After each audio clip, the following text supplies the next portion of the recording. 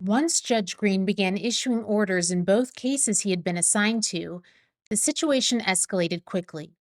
What followed was a flood of filings and orders, each building on the premise of the last, until a detailed court record had been constructed that contradicted factual reality. Because these claims appeared in court orders signed by a judge, they carried enormous authority. Most people assume those records must be true. But when those records are compared to the underlying evidence, the contradictions become clear. The escalation began first in my divorce from attorney Rick Voitis. When I refused to consent to the terms they wanted me to agree to, they simply pretended I had signed a consent judgment that I had not. That document does not exist. Yet Judge Green claimed it did in order to assert jurisdiction to evict my sons and I from a home I owned with Mr. Voitis.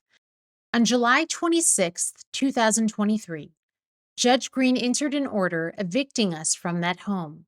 That order relied on the claim that I had requested the court execute a sale of the home before marital assets and liabilities had even been identified or divided.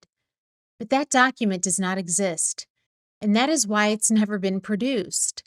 When I pointed out that discrepancy, the response was not correction.